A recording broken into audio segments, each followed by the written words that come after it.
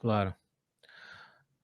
A gente tem percebido aí uma resiliência do Bolsonaro, que inclusive até começou a avançar um pouquinho, o Lula me parece chegou no teto, começou a baixar um pouquinho, quer dizer, a gente tem visto um estreitamento dessa diferença entre os dois.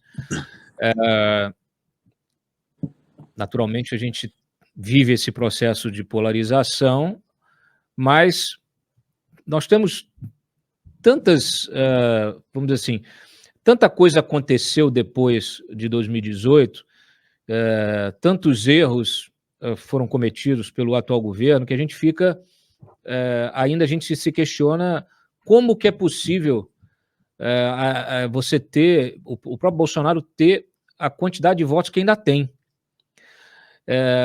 A que você atribui isso? É o antipetismo que ainda está presente, que ficou tão consolidado, que ainda está presente, em função também de todos os absurdos cometidos no passado?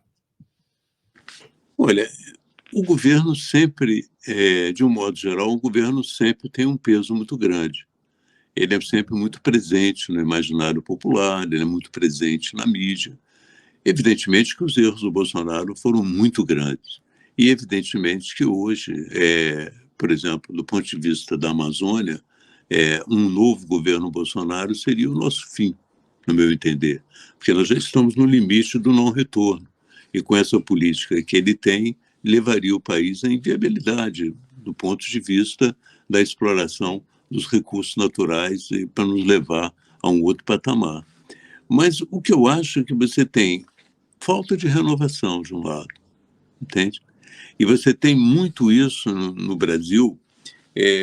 Você tem, quando um governo fracassa, os olhos da opinião pública se voltam para o governo anterior. Sim. Entende? Isso é muito comum. E eu acho que isso tem um peso muito grande, porque não houve alternativas que pudessem apresentar uma novidade, como aparentemente o Bolsonaro se apresentou em 2018. O que houve foi um refluxo, um recuo para a política convencional, para a importância da política convencional, e um estudo de quais são as forças, um exame de quais são os líderes e as forças que podem conduzir dentro do que se conhece, entende? Dentro do que aconteceu. Eu acho que existe, da parte do Bolsonaro, alguma possibilidade a partir do auxílio emergencial. Que o auxílio emergencial vai acontecer numa área da população onde o Lula tem uma vantagem muito grande. Aquela área da população que tem menos de 2 salários mínimos. O Lula tem 51% aí, um pouco mais até. Então, e o Bolsonaro tem alguma vantagem na área de mais de 2 salários mínimos, uma pequena vantagem. Mas, como eu digo, são duas partidas, uma partida no mundo mais pobre e uma partida no mundo um pouco mais favorecido. O que o Bolsonaro perde numa das partidas, na segunda, ele tem que fazer muito gol para poder levar para os pênaltis, entende? E ele não, eu acho difícil. Eu tenho analisado esse encontro, né, como com os olhos do Marco Maciel. O Marco Maciel foi candidato uma vez e o marqueteiro dele dizia: olha, Marco, está vendo, o candidato adversário está caindo um pouco e você está subindo um pouco. A tendência é essas curvas se encontrarem. Aí o Marco Maciel perguntou: mas você acha que vão se encontrar antes ou depois das eleições? Essa é a grande questão.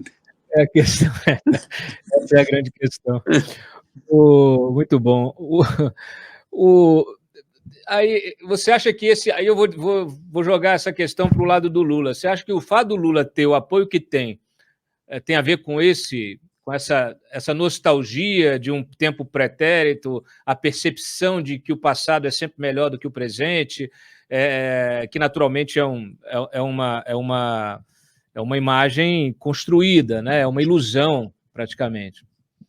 Sim, eu acho que a percepção entre as pessoas mais pobres, ela é real, porque você observa que o Lula tem uma política muito deliberada de mostrar que as pessoas mais pobres vão ter um consumo melhor, como elas tiveram no primeiro governo dele.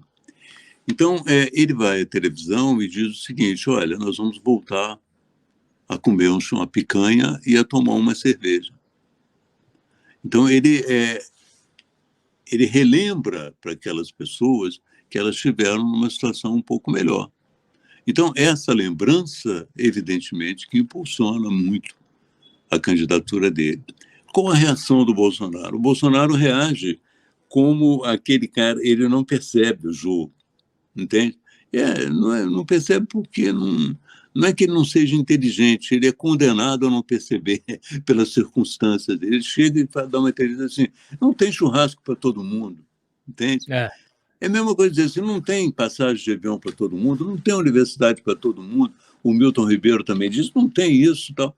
Mas o problema é o seguinte, que as pessoas aspiram a isso.